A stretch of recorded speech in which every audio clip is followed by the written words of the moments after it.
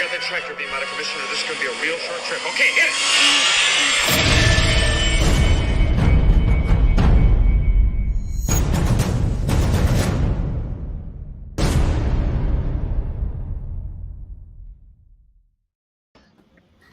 Hey everyone, Collector Spotlight. We got another one for you here.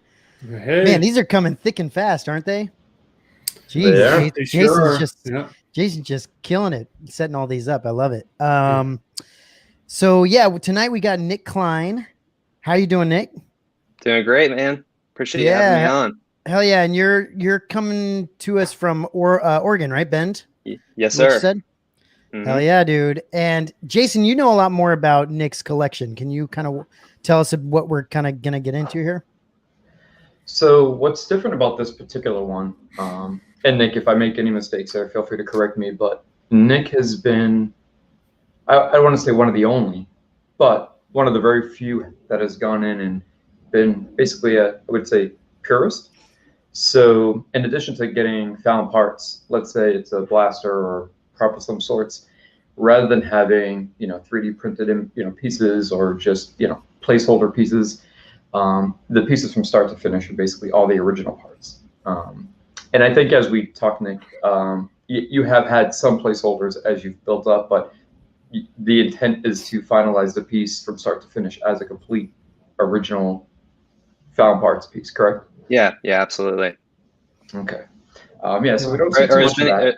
As many found parts that can be identified. That's kind of the goal. A lot of them still haven't been discovered yet, or some of the stuff I think was made from scratch, like the dovetail and stuff from Han Solo's blaster. I don't know if that was a found part. I don't know if we know. I think it was more likely manufactured for the movie, but specifically, correct. Yeah. Go ahead, Jason. I'm sorry. I was gonna say, in addition to that, you also have the Facebook group, which is based on the found parts specifically, right? The props and found parts. It's not necessarily specific to found parts, but it's really just an original trilogy prop related group. But so we have a lot of real stuff, a lot of replica stuff. But yeah, it's pretty cool. I think there is a group that does specialize in only found part stuff, but the one that we've had for a few years just does original trilogy, anything prop related or costume related or studio scale models. I'd like to get more of that in the group, but it's not a whole lot of contributions yet, but I think that's something I personally want to get into. So I think it's really neat. Yeah, that's awesome. We have something coming up on that actually within the next week or two. So I think it'd be worth your interest to check it out. But so this collection is pretty unique. It's when we're looking at other collections full of statues and hot toys, they seem very large. And we talked about that, Nick. But this is, again, very specific and very unique because you're looking at, the original or close to the original as you can get for the parts manufactured or found. So it's going to be interesting. It's going to be a little fun. And this is another one of those collector spotlights that I feel is going to be also educational. So it helps some people out with identifying things. And that's always good, The entertainment value is good, but it's also good to get a little bit of insight as to what goes behind some of the pieces. Yeah, and guys, we'll be like Jason said, it's going to be a little bit different tonight. We are going to be going through Nick sent a bunch of reference images. Nick, are those reference images that you kind of looked at yourself to kind of get a better idea of what you wanted to do for the pieces you collected? Are those some of the things you looked at? Not those reference images specifically. I mean, I think I've probably been inspired a lot by like Scott Juarez, Custom Props. He builds pretty much every prop that I own. Okay.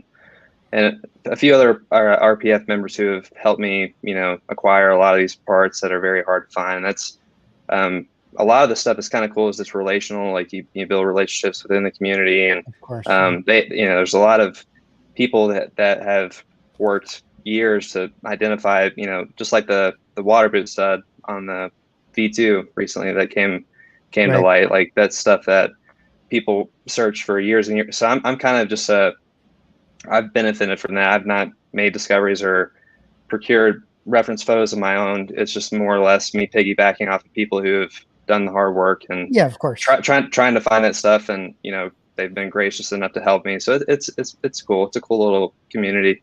Absolutely. Well, that's cool. Yeah, guys. So everyone knows we'll be going through some reference images of like original like shots from the movie. I think you also sent over some like promo images that you can like see some of these things in good detail, and then we'll be looking at Nick's collection, different pieces. So I'll have to cut in and out of opening things just because it's going to be a bit of a cluster to get this thing to work, but it'll happen. So all right, so let's get to the first one here. And this one's gonna be let me see, which one was this one? This one's the what's a Derwent flame tube? Is that what that is? Is that what that's called? Yeah, it sure is. Yeah. So obviously we're looking at these guys right here. So these are the engine parts from the Rolls Royce. Right. Yep. They look so much bigger than I would expect them to be. Gosh. Yeah. I think they're massive in person. Yeah, they're pretty big. And this is IG, right? This is the IG, IG-88 and all that. And you can see them right here. Yeah, they are pretty sizable. They're pretty big. Yeah. And did they have to do, when they got these things, did they have to do a lot of polishing and all this kind of stuff to get them like this? How do they look like? Cause IG-11 are they, IG-88 and all that stuff, are they taking what is already finished and like messing it up for the final version of that? Or do you know what I'm talking about, Jason? Like what's the actual look of it? In this particular shot, which I haven't seen something this clear before. So I see what you're saying. So when you look at the IG heads or even, the engines that are being purchased and dismantled today, they're very gritty and rustic, where these look, sort of pristine. These look really nice. So I'd be curious to know if maybe I think they were polished or chrome plated, one of the two. I think there was a guy who recently chrome plated one of those in the community. I think it may have been Cal from KR Sabers. He found an engine that didn't have the correct balance pipes in it, but he did sell a few of these that him and I believe his dad, they disassembled an engine and found a few of these. And I think he did chrome plate one, if I'm not mistaken. It was him. Okay, I remember that. That was pretty recent, right? Yeah. Yeah, so that's a reference images so you guys see, but this is your actual piece, right, Nick? Yeah, and I actually got that pretty recently. It was a guy that was pretty local to me here in Central Oregon, and sold it to me for a pretty good price. It wasn't even really something I had on my radar, but I was like, it's local, it was a good price, so I picked it up. It's really cool looking. Yeah. That's a really unique piece. Yeah, it's I beautiful. like that. Now, Nick, any intent to dress that up with the IG pieces? Well, I mean, IG's not in A New Hope, so probably not. I'm probably gonna leave it as is. I don't know. I think it's kind of a neat fixture just to kind of leave around, your display, which I really don't have much of a display right now, or a proper display anyway. But I'm hoping at some point I'll do something with it to, do it justice. Nice. Nick, what are these markings here? What does that have to do? Is it just the part number or something like that, or like? Yeah, I think they hand engraved a lot of the stuff. I know I've had a couple of the balance pipes for the Obi-Wan saber, and you see engravings like this very similar on just below the flange on the top. So I'm sure it's a model number of some kind, or serial number rather. Okay, that's cool. Yeah, this is killer. Man. Yeah, that looks fantastic. I love all the. So cool.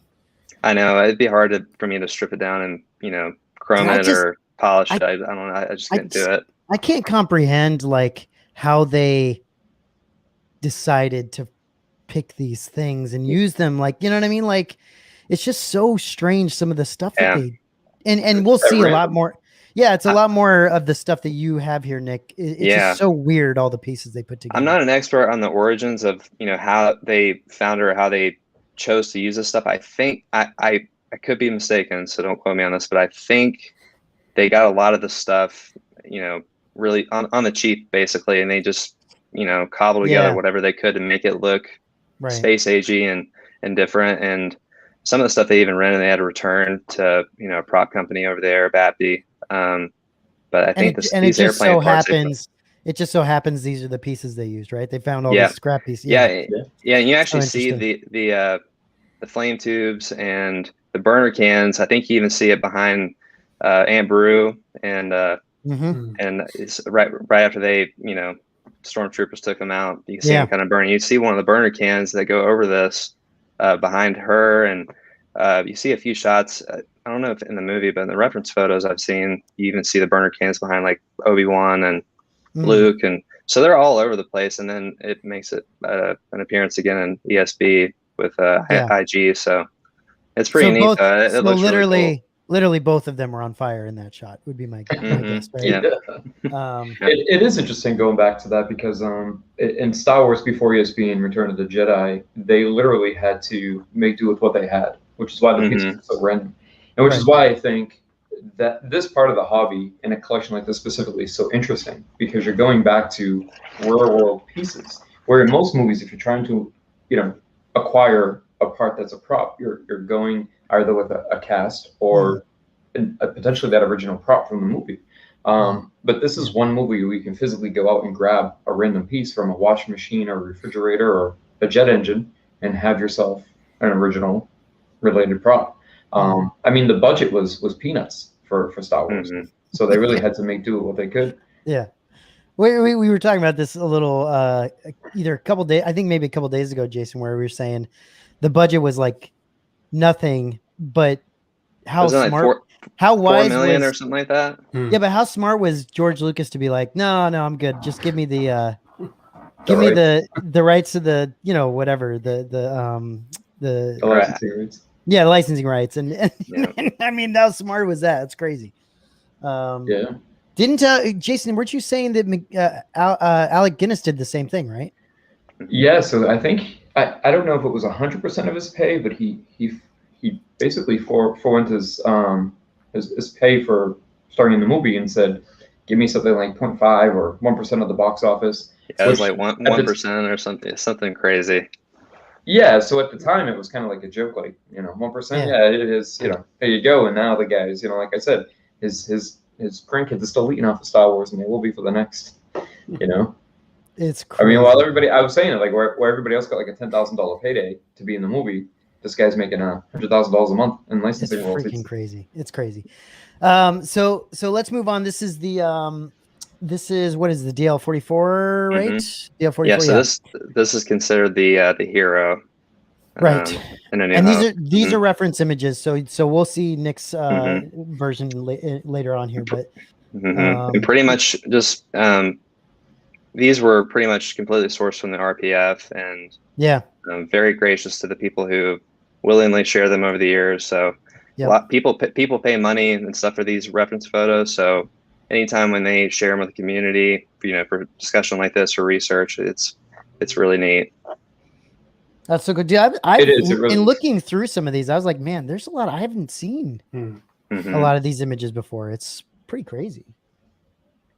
This is. Well, that's why I think it's great to have that educational aspect at times on some of these spotlights, because there's a lot to learn and a lot of curiosity and intrigue for collectors that have strong interest but aren't necessarily sure or aware of where some of the resources in reference comes from.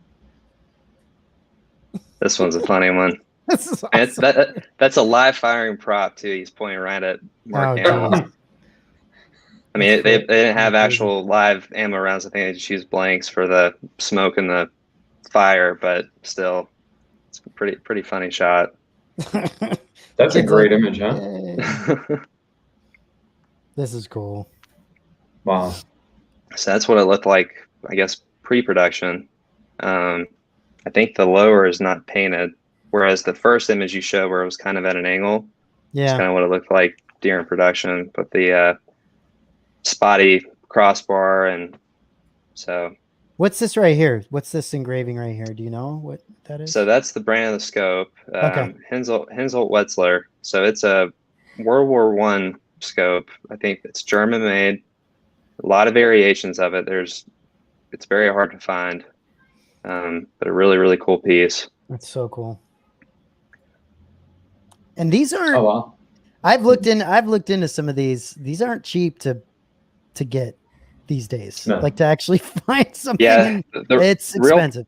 yeah, the real parts are really hard to find. I mean, it might be one of the hardest props to put together if you're doing just, original parts. But Chris, Bill Marshall is what he goes by. He makes an insane replica. Sky helped him on the research and development for the Mauser part of it. I mean, unless you know what you're looking for, you cannot discern the difference between an actual Mauser, because the Mausers are, over 100 years old, most of them. So, Right. But yeah. Steve, do you first of all, Steve, do you have one of these?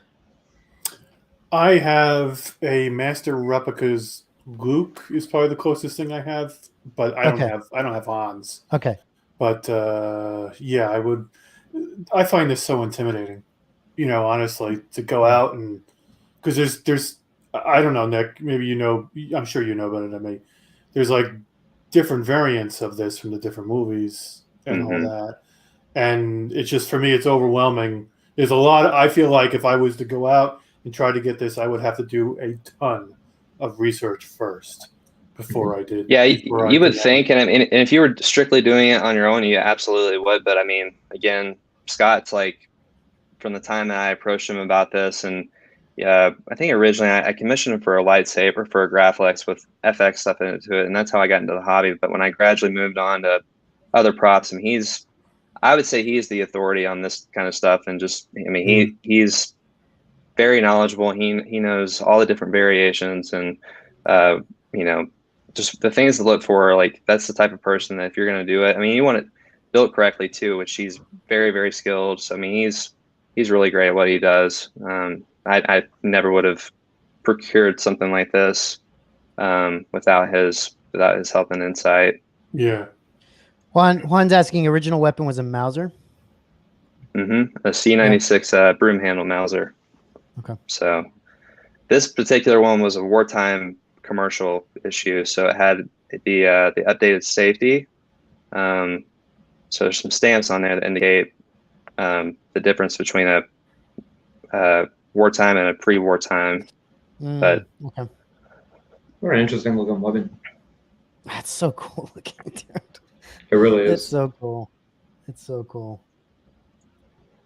So this is kind of cool. This is Frank Sinatra with the original base for this prop, because again, it was a rented gun from Bapti, and I guess they changed it up, but it's been screen matched in this movie and in the original Star Wars.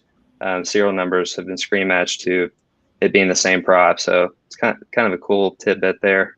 That's crazy. It's Sinatra, huh? It's old criminal. So where's the serial number on it? Well, I actually have it here. Let me grab it. Okay. No, it's fine. Dude, So- that's crazy, man. That's nuts. That's a great little. I would have never known that. So it's not loaded for the firearms enthusiasts watching, but yeah, they're kind of everywhere. So see on the bar here, back here. Okay. Oh wow. A few other spots, and you can see crown over U stamping.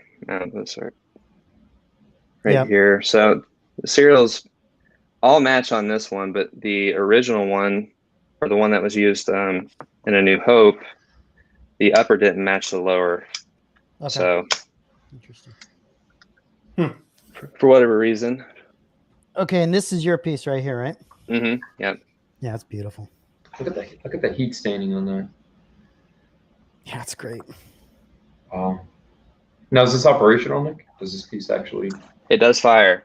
I did send a video of it being fired. Yeah, we got your video. I mean, we can definitely show it. It's pretty.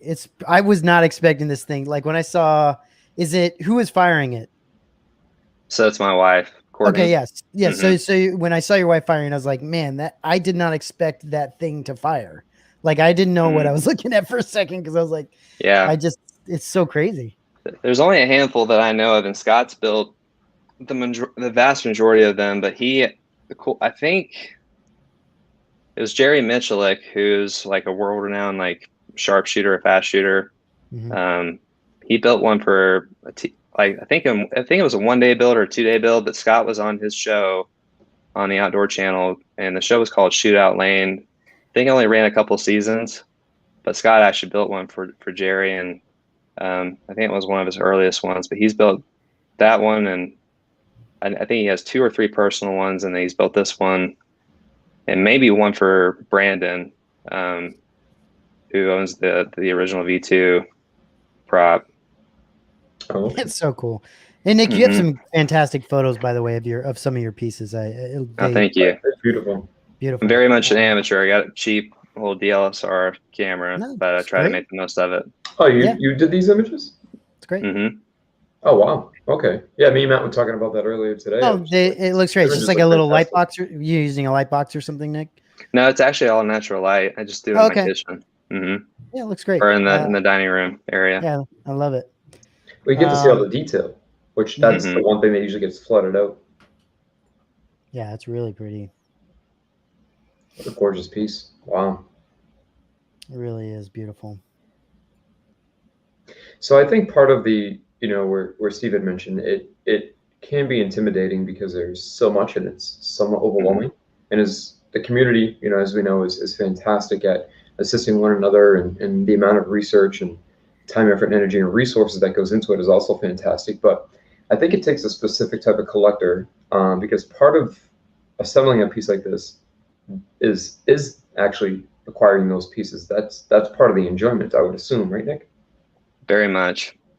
Yeah. I mean, it's cool when it's all done, but I don't know, that the thrill of the chase is definitely a huge part of collecting this type of stuff, I think, just because it's almost like a puzzle, and it takes a lot of luck, and just leaning on people like people in the RPF and Scott and people who are willing to help help you find this kind of stuff, because it's getting more and more rare, especially over the last few years. It's really taken off. Found parts aspect of collecting, I think, has really become a lot more, not mainstream, obviously, but definitely more of a prevalent thing than it was before, the last couple of years. Which is also making it much more difficult and much more expensive to get pieces that normally just a few years back would have been much more readily available, or much more, sort of less cost prohibitive, I guess. Yeah. I mean, the Mausers are actually pretty easy to find. And I know there's a website that I could share with you all, but a lot of people can sign in there, and they have really good grades on, the bore and just the bluing and all that other stuff that Scott shared with me. But the scope and the flash hider are definitely really, really hard to find. But at one point I did have a replica flash hider, which I still do. Like, if I take it to the range, I don't use this one. I just unscrew this one. Scott made basically a booster type of thing with threads on it that it just unscrews. So, and it's in pretty, rough shape. It was actually in a lot worse shape than this. When I got it, it had probably been in a, field somewhere for the last 70 or 80 years, or, give or take. So it had some corrosion on it, but, there's another gentleman named Dustin who he has a YouTube channel called the Prop Chop Shop, and he basically used electrolysis and a lot of other means to restore it to some degree, as much as he possibly could. He did a really good job. Oh, it's awesome. Looks great. Yeah, it is. And the scope was just like a stroke of luck. I actually found that on a rifle on Gunbroker, and the owner of it had no idea what he had. The rifle really probably wasn't worth more than maybe $500 or $600, and I ended up buying it from him for, I want to say $1,100 or so. But the scopes, I've seen those scopes go for anywhere from $3,000 to $4,000 for the correct one, and there's so many different slight variations. And the knurling on the windage knob at the top, and the engraving on the side, and a lot of little things, just because they were handmade at that time. So they weren't, if you find one, doesn't necessarily mean it's going to be accurate to the original. It might be really close, but it's not going to be, really, there's really not one that's exactly alike, but there's some that are definitely closer than others. Yeah, that's cool. So yeah, moving on. This is the so is this an RS piece? Is this another, like, is this one that you can put Yeah. together yourself or what? So, well, no, I'm definitely not a DIYer. I wish I was. Yeah. Dan Shidlick actually put this together for me. Oh, cool. Rob and Simon hooked him up with some raw HDPE molds, and he finished it for me and did a really fantastic job. He's fantastic. He's amazing. He's a really good dude. This stuff together. Yeah. It's crazy. Really, really nice, and really one of those people that go above and beyond in education, and just, really, really cool dude. Oh, it's awesome. Yeah, Dan shares a lot of info with us and educates us quite a bit on the Stormtrooper aspect of things. Yeah, which is it's amazing how much knowledge he has. I know. Crazy. What a beautiful piece, man. Yeah, wow. What's this guy in the back here? So that's the helmet I got with the Stormtrooper commission or Stand Trooper commission kit, or not kit, but full commission. I got from RS. Yeah. Okay, we'll look So at that. it's an ABS helmet. Killer. I love that profile pic. Is this recent? Is this a recent one, or have you had this for a while? I think I've had it probably, I want to say, since the beginning or the end of January or the beginning of February. Okay. This thing was lost in the mail for probably a good it was at least a solid 4 or 5 weeks. I want to say. Okay. Dan and I were getting a little bit nervous. He shipped it right around the end of November, and that's when anything that got shipped out at that time just got buried in Philadelphia. I guess it's the main distributing center for imported stuff like that from overseas, and we thought we had lost it at one point, but luckily it got here, and the box is still in perfect shape. We had some of our own fun horror stories with shipping over the holiday season. Yeah. So Nick, I wanted to ask real quickly. We're not getting too far into it. Just the stand that the helmet's on. So I have a few of these stands. They're basically similar or close to what Lucasfilm uses in the archives. Where is this something that you just had made, or that you've been able to acquire somewhere, or?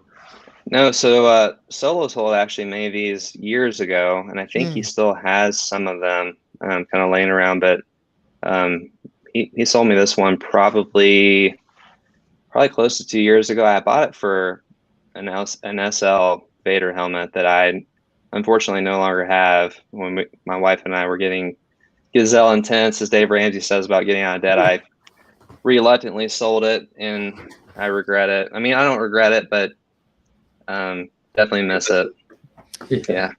Real quick, Juan has a question about, Nick, have you seen the Airsoft DL44 blaster all metalworking replica? Thoughts? If so, have you seen that one, Nick?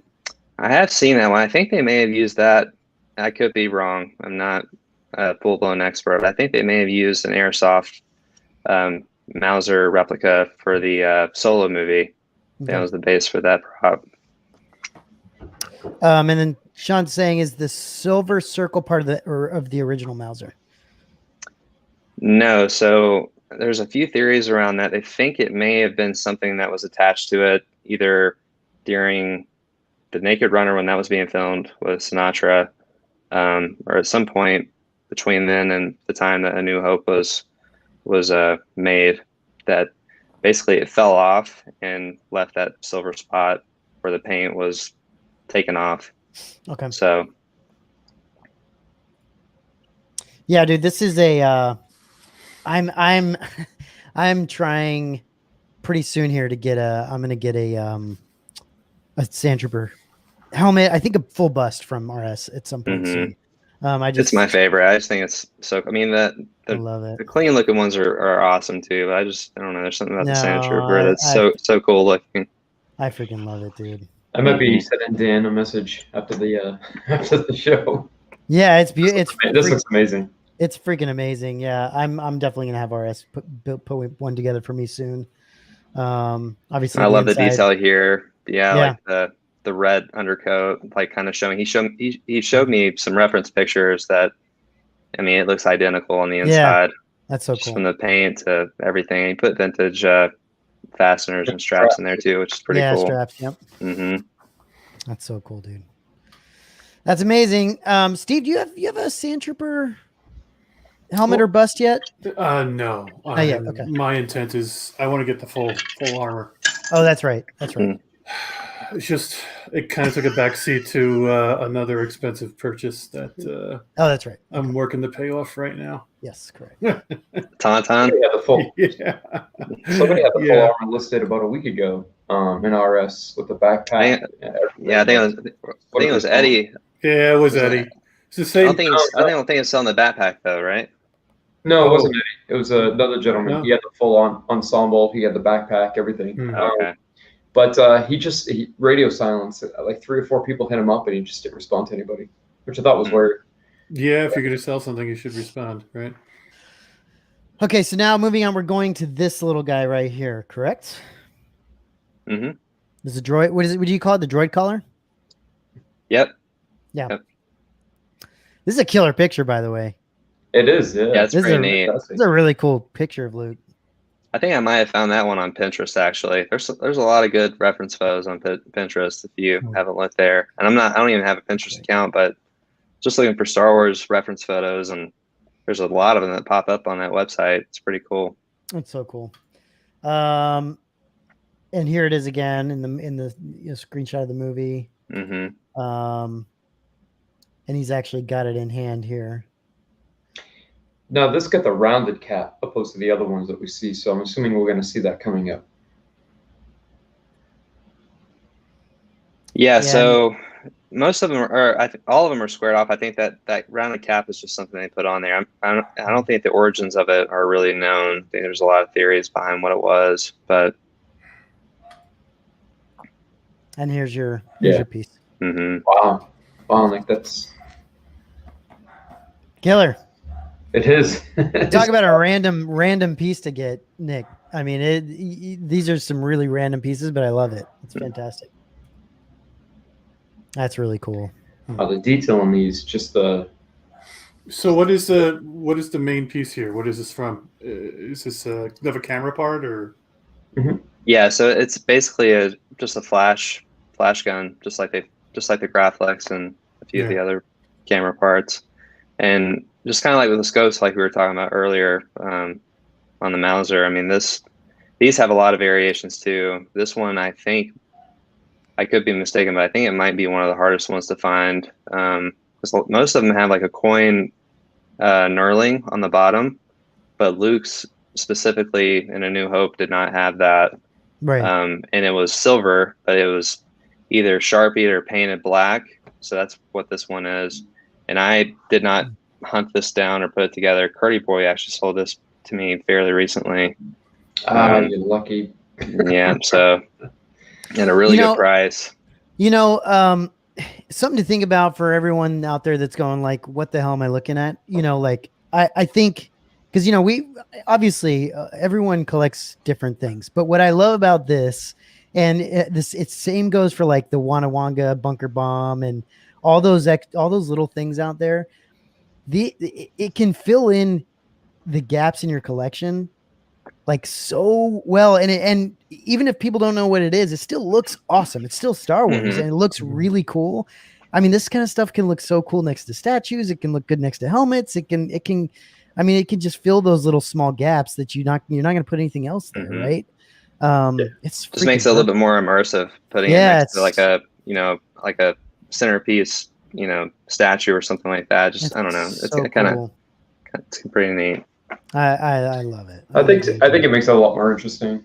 Even when I got my restraining bolt, I had put it with my Tamashii Nations 3PO and R2, and it just stood out really nice. Mm-hmm. Yep. 1 second, guys. I'll bring this up here. So now we're gonna move on to Luke's lightsaber. I love this picture. My eye. It'd be more than his eye. What an idiot. Right to the back of his head. So yeah, we got Luke's New Hope lightsaber. Some of these. Look at that feathered back 70s hair, huh? I know, it's so freaking What a beautiful, sexy beast. isn't It is. Dude, sometimes I look at this guy and I'm like, who's cosplaying as Luke? Because he looks so weird in all these different photos. He looks different, completely These different. pre-accident, is that why? I don't know. It could be. I think a lot of makeup too, maybe hair and makeup, because his hair is really feathered. I mean, I don't think that's natural flow. That's a great photo. That's that Macquarie stance right there. I love it. Yeah. So cool, dude. This is one of the. Can you go back to the Macquarie stance? I just want to see what's on his hip. He's got Leia's That's kinda like blaster. Han. He's got Leia's Yeah. blaster on his hip, huh? Yep.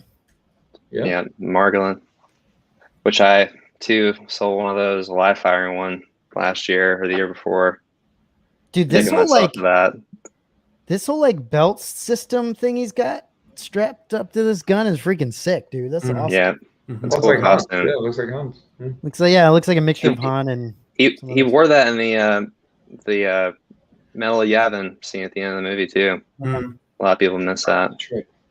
the Yeah. blaster. reference shots of the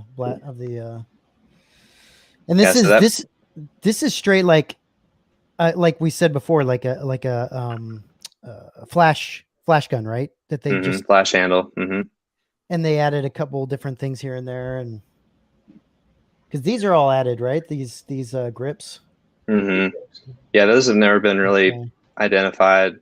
Okay. I think they're like roll.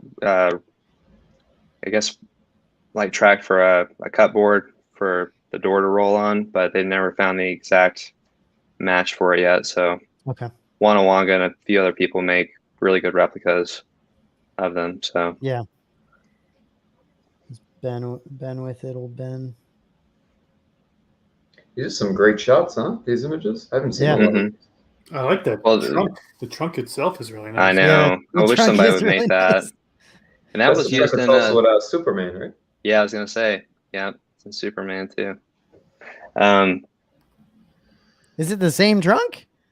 Same as Yeah. that trunk. No shit. hmm Set designer cool was the is that? same person, right, Jason? Yeah, I think it's Roger. Yeah. How cool is that? Hmm. How cool if it would have been if Superman would have been like, oh shit, a lightsaber. Wow. Yeah, you're right, Steve. That would be actually really cool if someone made that. That would be awesome. I'm surprised somebody hasn't tackled that because there's quite a few images of it circling around. And this is your piece, huh? Mm-hmm. Freaking beautiful. Yeah, so really Scott is. put that together. So they're uncovering mysteries about it all the time, like with the D ring and stuff. That was kind of all of assumed for the longest time what it looked like, and recently better reference photos have come out. So it's one of those things that's never really done. There's always one little detail that we're trying to emulate on our builds that you know, make it that much closer to the movie. But even like this little glass eye, there's so many different variations in this in these older parts. So it's a rabbit hole with it, you know. Oh, I'm sure it is. Yeah. It's amazing that we're 40. We were just talking about this before going live. So we're roughly just a day past the 45-year anniversary of the original first day of shooting on Star Wars, and it's just amazing that 45 years in, we're still discovering different crazy. pieces. And when we were mentioning the V2 or the mystery chunk, the boot piece, that was just this past September of 2020. Give or take that was discovered. Yeah, so that's amazing. Yeah, like these little two notches here, the little rivets, like that was a recent discovery as well. The first two or three of these that I've had is I had an FX one, and I had another one that I sold at one point, and I got this one. They didn't have that detail, and then someone released reference photos graciously. They had purchased them through the original owner, or they were, because a lot of this stuff is documented much better than the stuff that we have in the archives, but it just hasn't been released yet. So, but as time goes on, more and more of the finer details have been uncovered. See, I want to get one of these. I just gotta. There's so many different people that make the damn thing, and I just want to find a really good one. Just get a real one, man. They're not that bad. I know. I need to figure that out because I really want one. I want to put it next to the XM Luke statue that is. I guess that's different, right? That's a different one. So I'd have to find one that's an ESB version of it. Yeah, you just get the Flash first, and you can make it whichever version Right, you whichever want. version you want. Yeah. Mm-hmm. I gotta do. I love the Graflex stuff on here. I freaking love that stuff, dude. It looks so cool. Yeah, it's pretty neat. I freaking love it. Juan's asking, is there a difference between your Luke, LS Hilt, and Master Replicas? Jason, do you know? What- Or? There's a few differences. I mean, Master Replicas, they got it close, but I mean, you're talking, I don't want to say apples and oranges. The Master Replicas is missing the Graflex. There's a few hallmark stamps and just Right. details that were Because of licensing, right? Reasons? Is that right? licensing, and then they just, some of the access to the archive were, image references or just trying to get it as close as possible. It could have been manufacturing limitations, cost limitations, things like that. Time limitations. Yeah. These are the rivet things you're talking about, right? Mm-hmm. Nick, yeah. Yeah, and the cool thing that Scott did with these, and I think a lot of people have kind of started doing this, but they're not actually punched into the flash gun. They're basically just shaved down after it looks like they've been punched and just glued on there. So it preserves the flash to some degree. I'm not really opposed to drilling it, but I think it does make the build a little bit easier. And if better reference photos come out later, you don't want to make a change to something right. like this that's irreversible. But with glue, you put some acetone on it, and it'll come right off. Yeah, that's cool. Oh, that makes sense. Okay. Mhm. Let's talk about it. Yeah, it's a great looking piece. So cool, man. Beautiful, beautiful piece. It really is. Yeah, I gotta these figure are that out, sacred man. pieces. I gotta figure that out. There's a couple, a few more hilts I want to get at some point, but I let get me the see. original one, man. I know I have to. I doubt you're right. You're right. I have to. I would love this too that I'm going to bring up here in a second. Gosh dang it! I just Before we bring it up, Nick, can I ask?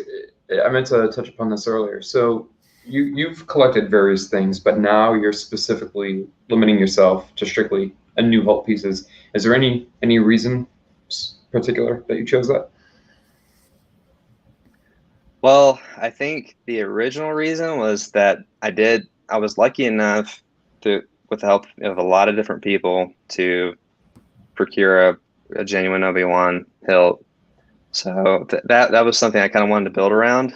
And I guess the main reason that I've kind of deviated from a lot of the pieces, like the EE3 that I sold and a lot of other things, is just to kind of keep myself in check to some degree. Having a focus kind of holds you accountable to some degree, even though it's really hard to do.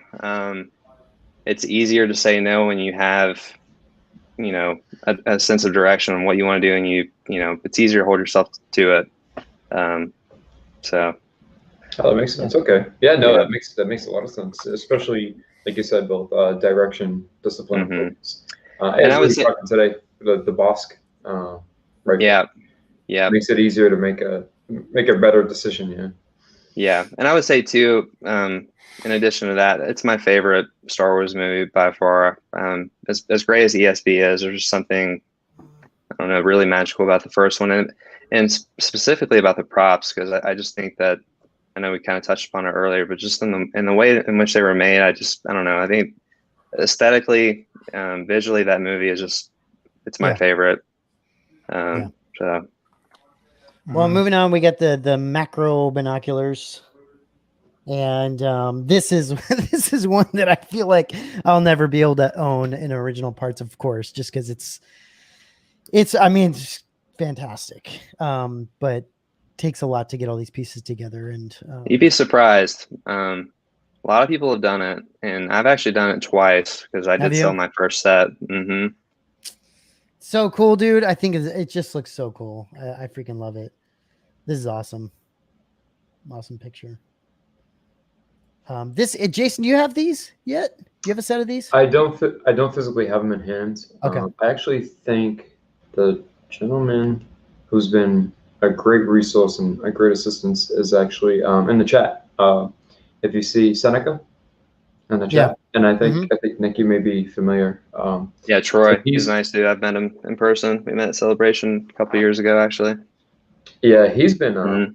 just a fantastic resource of information and the research that he's done and what he's contributed to the found parts community has been Hmm. fantastic. But yeah, so he's currently, I think he's pretty close to finishing up. He sent me some progress pics. I got to touch base with him. Just my busy schedule, I kind of lost That's touch. But awesome. he's the one who also sent over the restraining bolts and also the droid collar. I mean, not the droid collar, the black and white one, the Yeah. one where we had all that sort of back and forth. Yeah, Yeah. he got that pretty spot on. So That's yeah, really I'm cool. looking forward to getting these on display. I love them. I think they look so cool. And this is your actual piece here, Nick. Mhm. Looks awesome, man. Oh, it's so cool. I just freaking love it. These would look. How do you know how people display this thing? Like, do they actually make stands and stuff for this thing, or? Someone, so Nick, do you Yeah, remember someone was making the stands, right? I'm not sure yeah. if they're available anymore. Victor, friend of mine, ran a business called Darklight Customs, and he specialized in acrylic stands. And he's made me a stand for just about every handheld prop that I own. They're That's really cool. nice. He doesn't really do them anymore, but occasionally he'll help me out if I need Yeah. something. That's really cool. And they pop up from time to time on the RPF, but Mhm. they work beautiful with some of these Yeah. props. They're just they really step it up a little bit. So- They're made so really are- well, and Nick, are there just like several different pieces, like camera pieces, like Yeah. glued together here, or are they actually like what's going on here? Because so they're not very easy to put together. I'm sure Troy can attest to this, but basically the base, which is a UMIG Servomatic, it has to be completely stripped on the inside, pretty much.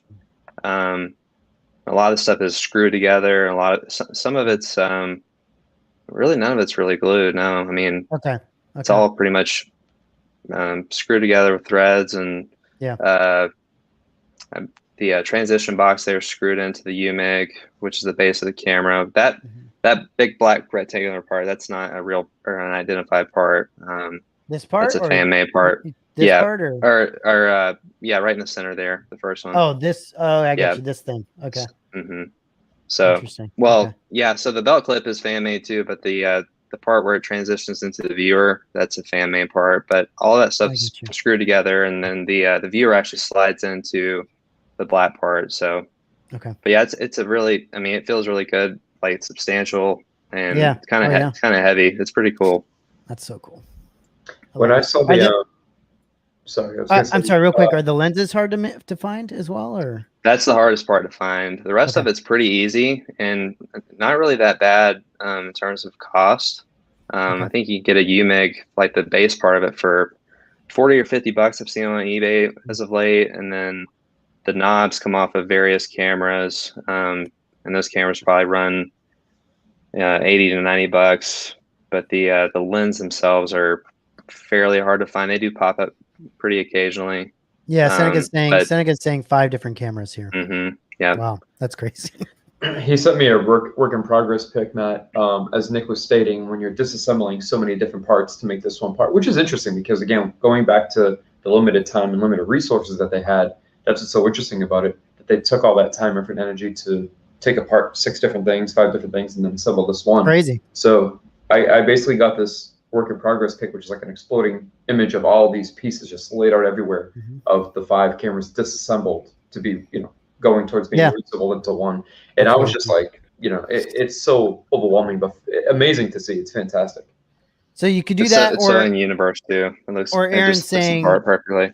Aaron's saying you could just get a Sony digital binoculars, which he's right. He's right. You could. So one or the other, Somebody on the RPF actually made this like a working like camera. They like put some type of video recorder in there, so That's it's pretty cool. neat. Yeah. That's cool. That is- Let's see what do we have next. Let's go to the let's go to old Obi-Wan here. Open his lightsaber. Let's see. So Here's some reference photos. This is great. Look at that. He's like, yep, I asked for that 1%. It's a great That's shot. I know. I know. That was the shot I was referring to earlier. You can see the Rolls Royce burner cans on the top right hand corner there. Oh yeah. Which is kind of cool. Yeah. Right up there. That's cool. Mm-hmm. I think this is a beautiful image right here. That's a great image. Yeah. Oh, it's beautiful. It's so cool. And then, yes, it's so good, dude. I wonder what they thought of these damn things hanging off their freaking belts. Like, what the hell is this thing? Like, what are we gonna do here? Yeah, this thing is a work of art in and of itself. Dude. It really is. It's crazy. I just think it's so cool how all those random pieces just came together. I mean, completely different from one another and made something like that. It's pretty cool. And I just love how tattered and weathered and beat up it is. It's so aesthetically pleasing. I know. The more these things are beat up, I think the better they look, in my opinion, with Star Wars stuff. Yeah. If you look at this image here, a lot of people believe, and I'm in the camp that there's probably more than one for production, which would just make sense for any movie or any prop. But you can kind of see the grenade on the top one, which is from Tunisia. Is a lot rougher than the ones that were documented in the Chronicles book, which the center picture and the one on the bottom are from Chronicles. Okay. Yeah. Oh, also the transistor on the second one is missing the little ring, so that could have easily popped off, or could, like you said, just be a second piece. Jason, you see that the little metal hook is missing from the Graflex clamp in the middle? The middle one has the hook, has that like. Yeah, the middle one has it. Yeah, it's a cotter pin. That's actually from the booster. So it's a cotter pin, huh? Mm-hmm. Huh. That's what they mean. Steve, we're trying to, because there's so many between the MR version and some of the fan-made props, and sometimes you see it, sometimes you don't, and it's such a small little detail that just gets overlooked easily. But it's interesting. Yeah. So Chronicles was post-production, so I guess the belief is that they mashed that thing together again, and some of the details that are present on that were not on screen. Okay. So. Wow. Okay. Some shots of it in use here. It's really not a whole lot of great reference from the stills.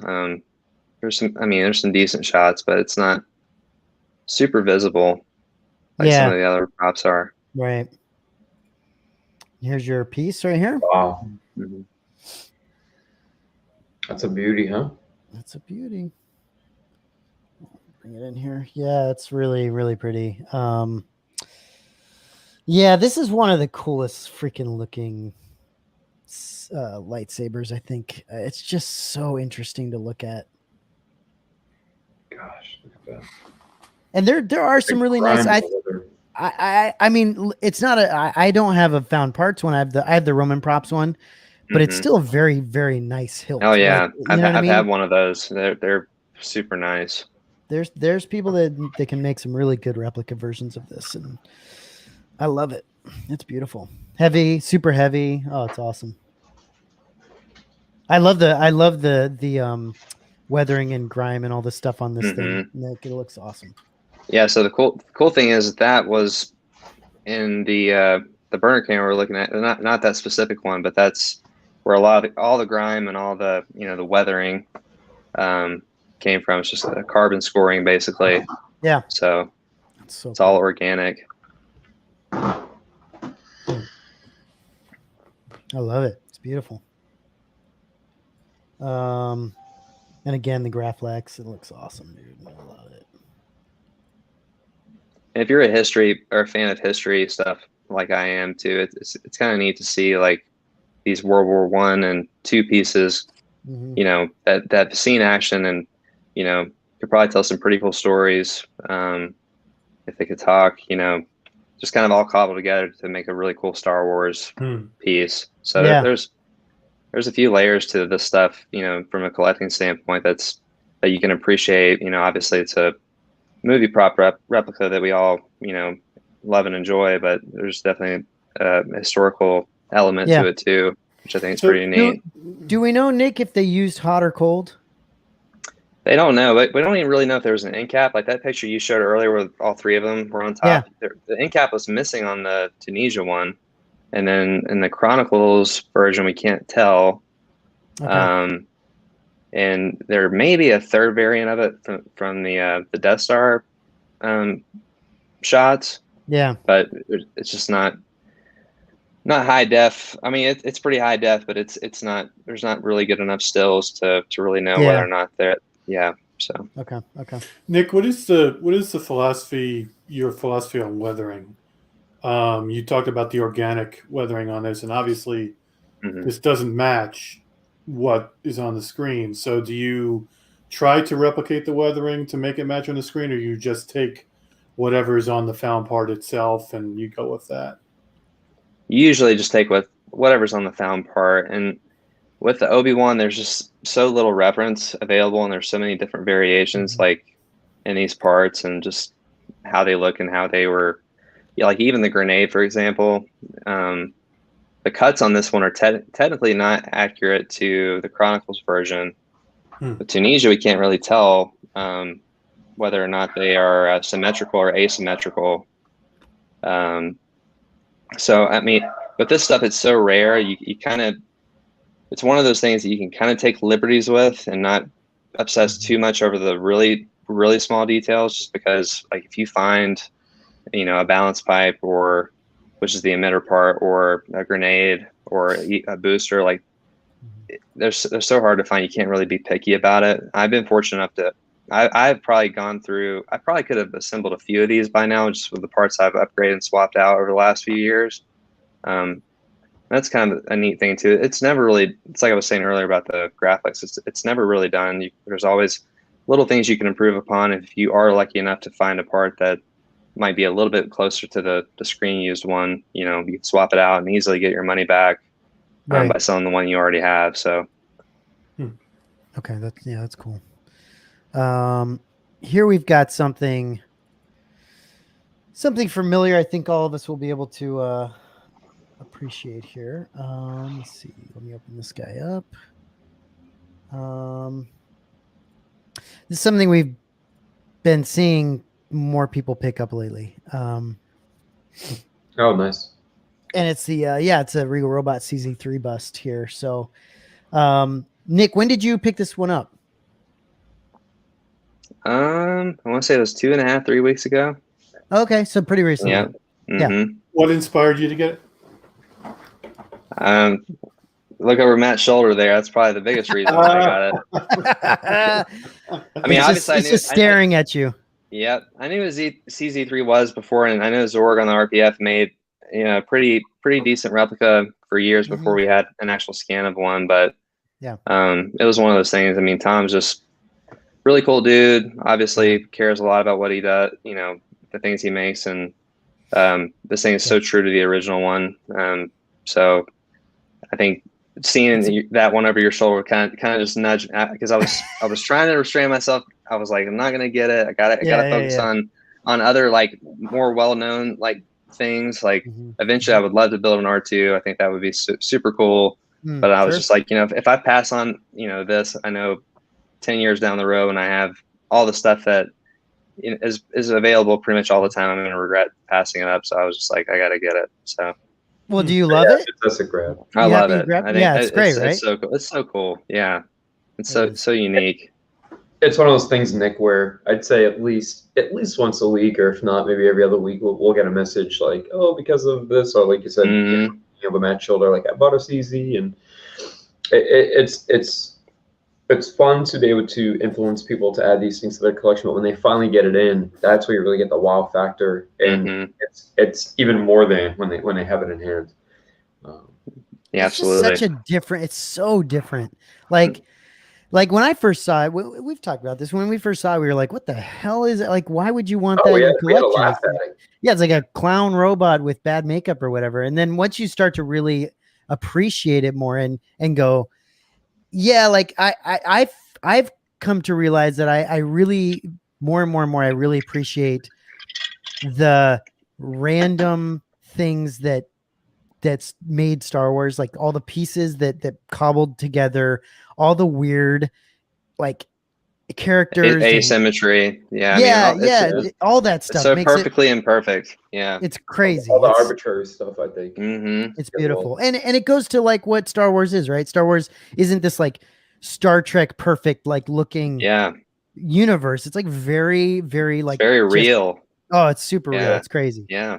I love I it. think that's one of the biggest standout aspects of it is the fact that it's a lived-in world and not, you know, Right, every time you right. see, like a Buck Rogers or a Space Odyssey, everything's polished and pristine, sort of Apple product, if you will. You know, that Right. whole Yeah. gloss panel finish. Yeah, it's fantastic. Great weathering on this one too. Mm-hmm. I like the weathering on this one. Mine has a little bit more weathering, I think, but it's fantastic. Jason, you've mentioned that you would have loved to see them go like crazy on the weathering, right? On this one.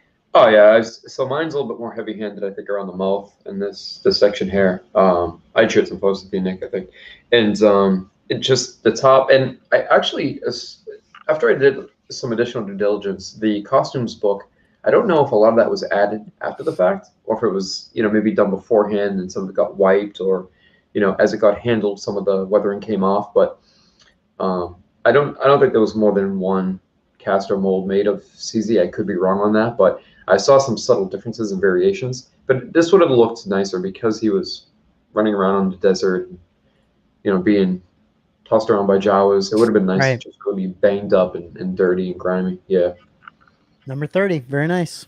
nice round number. Yeah, I like it. Mm-hmm. I love it, man. I think That's those are going to be gone soon. That's about it. Yeah, they have to be getting close. Probably in Yeah, the teens, right? smart Or- smart pickup there. Really, Definitely. really good. Steve, you're gonna like this right here. Hold on, let me bring this up. Oh no. Oh no, he says. It's something you're probably already gonna look to get at some point anyway, because we've already talked about this. Oh yeah. So this is the full setup right here, right? Pretty much. Mhm. Yeah, and it's pretty much still in the plastic, just like that. I haven't taken it out yet. Nice. Yeah, I need to try it on at some point. I will.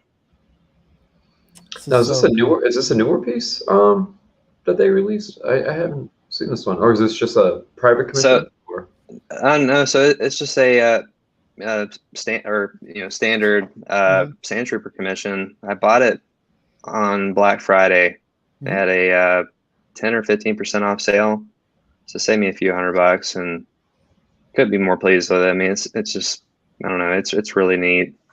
Does it come with a backpack? Yeah, Oh, it does. Sure Yes, does. it does. Look at that This- thing. and this is the more updated version of their pack too that Rob did a video on Right. a couple of months ago, I think. Oh, I gotta get this thing. I Are you need. planning on trooping with it? No, the idea originally was to get a mannequin and dress it. Mhm.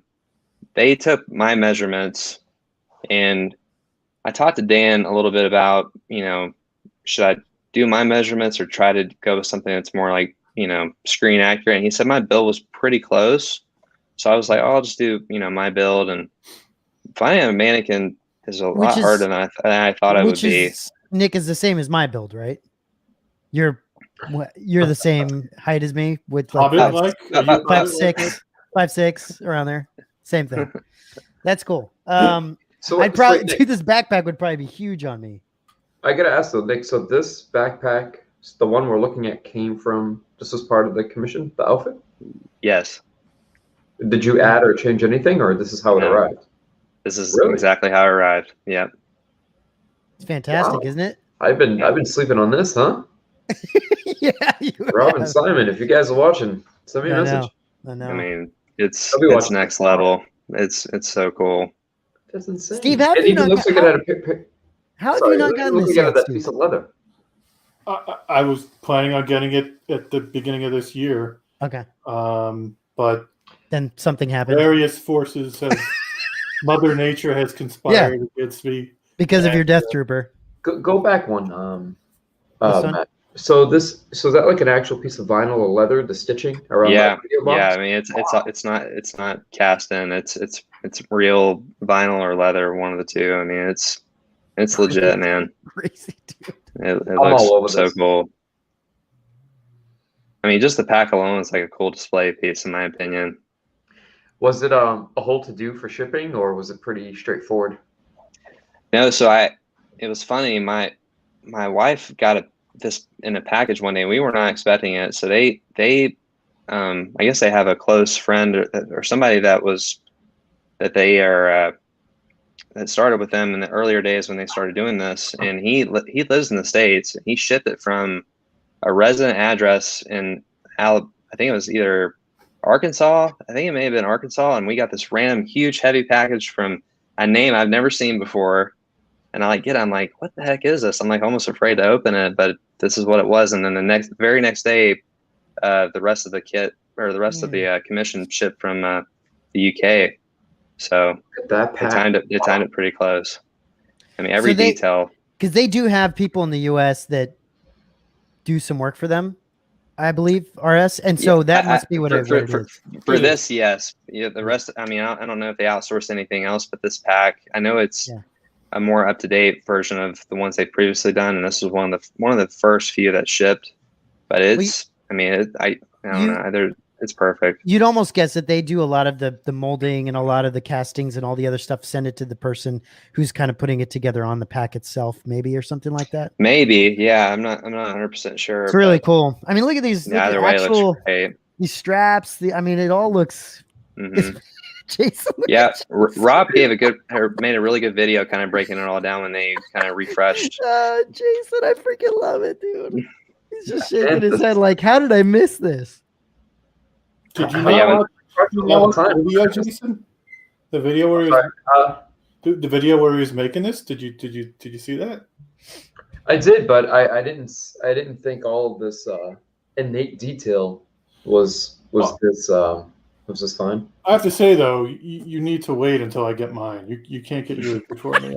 I'll be very. Oh, I'm sending him a message when we getting a message for the helmet, and they get a message for the. Damn you! I'm just so upset that this guy, I think actually the gentleman who was recently selling his just acquired it. And he was saying this is brand new. He only had it for a month or two, and was reselling it. And he was based out of California, but again, radio sounds. I jumped all over it. I was like, I'll take it. I'll pay for shipping because it was already done and it was in the States, so it would have made it easier. But yeah, I don't know. If I had something like this, I would probably have second thoughts as well. I think Rob even mentioned that they might even offer these separate from the rest of the commissioners. Right now, you have to get the entire commission, I think, in order to get one.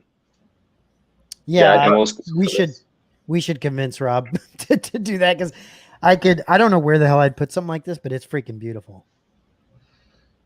And what's really neat too, and kind of, I mean, a lot of things set RS apart, obviously, but they without even asking me, or I didn't even know until I got this thing, but they actually reached out to Dan because they knew that Dan was making a helmet for me just to make sure that the weathering matched. They had Dan send pictures and they asked, what kind of paints or I guess that's the right term. What kind of paints that they used or he used for that helmet commission? That way it matched the rest of the suit because they knew I wanted to display it. So I thought that was really cool for them to do.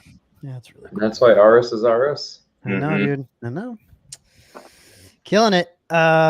This is fantastic. Rob, if you're watching, which you better be, you definitely need to let us buy this on its own because I personally don't want the rest of the armor. I want the helmet and I do want a bust, but I can't display this thing with the bust. I'd have to separate them somehow, but gosh, it's so cool. I love that. I love it. And obviously Steve, you're going to get the whole deal though, right? Absolutely. Yeah. The whole I'm thing. gonna go with the whole thing as well. The whole shebang. I love it. That's cool. Yeah. All right, we're getting there, folks. We're getting there. We're gonna go. We've got a couple more things here. So let's look at. Hold on one second. Let me get this going. I love that we had the reference images, Nick. Thank you so much for that. I love the insight into this. It's just so. The more we do this, the more we learn, because we learn a lot of this stuff in real time as we do this. So, yeah, it's fantastic. Now, this particular one, Nick, just so people, because I think a lot of people are familiar with the Stormtrooper blaster, but yeah, the E11. this reference image is being used for on purpose. Yeah, so this is the one that I tried to emulate mine after. Well, Scott did. He put it together for me, but it's kind of what the look I was going for. The attentive. Yeah, the one behind her left shoulder. Yeah. Her left shoulder or her right shoulder? Well, her right shoulder. Yeah. Okay. From my vantage point, her left. Yeah, this is really cool. Aren't you a little short to be a stormtrooper? I love it, dude. Look at it. You can actually see the like rubber tips of the glove, like the actual like. That's so funny, man. It's the stuff they used. She's wishing that thing fired in that picture. She's like, "Yay! I got a gun." There's a lot Say of really hello. cool shots with her and the E11s. Yeah, she loves those E11s, doesn't she? it's not midnight yet. I know. I'd What a tell you what, you can really see like, man, you can see some really good details there. This is a great one too. Oh, she's OG right there. Yeah, that's awesome.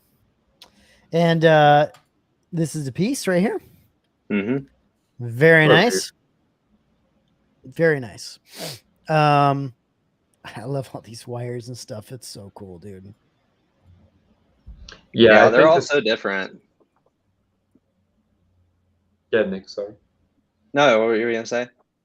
No, I was gonna say I like that you went for a different version, that you sought that out and went for something a little bit more unique. And for anybody that hasn't noticed on the counter, a little Easter egg or a nod to THX 1138, which I thought that was great to put that in there. Yeah, this is killer, dude. Is this another one that's ridiculously expensive, I imagine, to make at this point? If you want to do all original parts, yes, but Field Marshal again makes a 1-to-1 replica of this Sterling, which is the base of the blaster. All the different scope variations, because there's a few. He actually did make these power cylinders here that are pictured. The metal mites that are in the middle, they're vintage. He offers either one. He offers replicas and real ones, but he makes everything 1-to-1 to the original. Other than I think the Sterling is actually aluminum on his replicas, whereas this is steel. So it's a little bit lighter, but as far as like aesthetically, it's as close as you can get to the real thing for sure. That's cool. That's good to know. Now, what about the heat sinks on this, Nick? The what? The heat sinks on the T-Tracks. What are those made out of? Yeah. So that's just T-Track and the holes on the Sterling. I think those are Todd's T-Track. Okay. And Scott just been, or I'm not sure his process, but basically he gets them, warm enough to where they'll bend, and just fixes them there, and they kind of reharden and they stay in there. So, And he made the scope rail too from scratch. So the scope and the counter and the Sterling are all genuine. Now, what's that little looks like a little PCB board piece up there? Yeah, what's this thing? Yeah, I don't know the origins of it. It's some type of, somebody on the Facebook page, the prop Facebook page, sent me a link to that. I'm not sure if it's a genuine part or not, or it is genuine, but I'm not sure if it's like an older part. But if you look at the reference photos, that is glued to the top of a lot of the different scopes in the movie. Okay. Wow. Yeah, it's the little detail like that really makes these pieces stand out. Wow. Yeah, this is a killer piece, man. It really is, isn't it? Yeah, it's really nice. I mean, this just makes me go, I so many things I still would love to get in the collection. You know what I mean? Like, I love all this stuff. I love too many things is the problem. It's really, that's the issue. Because I would love to have a couple of these different weapons, and then, I think Field Marshal's kit sells for like $600, and I mean Okay. it's 1-to-1. I mean, so Okay. it's made right here in the USA. It's really good stuff. It's not outsourced in China. Is it And is he it put a lot. is it weathered, Nick, or do you have to weather it, or do you know? I think it comes as a raw kit, so you have Okay. to get somebody like Scott to finish it. But he's very reasonable for the type of work he does. I mean, it's no detail gets left unnoticed. Okay, cool. That's good to know. Okay. Hmm. And then last but not least here, we have, let me get this ready. This is another nice piece that I need to figure out myself. This is one I really need to work on as well. And this is Vader's hilt. Oh, I Yep. know. Oh, nice. Yeah, and you can see some of the reference images here. Wow. So this is what's referred to as the V2. So there's the one that most people have seen with the regular bubble strip on it, and the clamp is flipped the other way around, with a nail actually holding it, and the grips are a little bit different. So this one actually had more screen time, but it's not as well known as the one I just mentioned. But I like the look of this one way better than the one that people most typically associate with the A New Hope Vader. This is so cool because and this is the piece right here. You don't see this. Like, I don't remember seeing anything like this in the freaking. Yeah, it's really hard to see. Those are probably the best reference photos of it, at least that are publicly available. Somebody who is a very reputable person in the hobby, they say that there is much better reference photos of this particular prop, and the PCB on it is blue. A lot of people have I guess they've tried to manipulate the colors and stuff on screen, and I think it might have been tan or green, but it is blue. There's a lot of variations in these Exatra boards. So it's so cool. That's right. We were discussing that recently. The color variations, that sort of khaki. Yeah. I like the way the blue and red fits with the piece, and it stands out. Really nice. It's so cool. Yeah, I agree. Wow. It's very Vader, the red. It is. Yeah. It makes it really hard to say like what I want to. I don't even know. Do you know, Nick? Does anyone make this version? Like, I don't think I've seen this version from any other makers. Yeah. So I mean, this is all original stuff. But if you get a replica, Romans makes a really good MPP replica, and then you get that from him, and then Brad. He goes by the name of Slaw Furnace. He develops a lot of stuff for the Knights of the Old Republic game, like the weapons and stuff. He makes replica PCBs like this. They're very similar, and I think they're only like $100. They're really nice. Yeah, he does the color variations as well. Yeah, he does green, which is one I had that as a placeholder up until recently. I found this one, or I didn't find this one. An RPF member reached out to me because he knew I was looking, and said, "Hey, I have 2 of these, you want to buy one?" And obviously I did, and sold the placeholder, but the placeholder was really nice. I have some pictures of it somewhere. I should have sent them, but Brad makes a really nice replica. I mean, it's really close, really close. That's so cool, dude. Now we're looking at an original MPP here, though, right? Just the hilt here is a replica. Okay. Right. Now, are these T-tracks from Roy? Are these the one-on-one T-tracks? Yep, they're Roy's. Yeah, he does an amazing job on these. Very, very, very nice. Congrats, Nick. Congrats on all your pieces, Nick. These are all fantastic. Beautiful collection, huh? Thank you. Wow. Beautiful collection. And I love that you're very focused and very like, you got an idea of where you're going. It's just great. That's great. Yeah. Expensive still, but it probably saves you money not buying all the other junk that we get. So it's the same mentality, Matt, when someone says, "Oh, the Chewbacca bust," and then if you look at the Obi-Wan hilt, you're talking 10,000 plus sometimes. Sure. But it's a matter of one did go on eBay recently for 13, which I actually did. funny story. I actually bought that one. I think Cal was the runner-up. He was bidding on it, and he ended up finding all the pieces in a record time after that. But I just wanted it for the balance pipe because I had a new old stock one at the time, and I wanted one that actually had all the natural buildup on it. And I've sold that one since, but they're hard to find, but it's worth it. In my opinion, I enjoy collecting things like that you can upgrade over time. And Yeah. again, part of the fun is hunting that stuff. So That's really cool. yeah. Well, guys, that's the show. Nick, thanks again for coming on. Thanks for your time. Thank you guys. I appreciate it.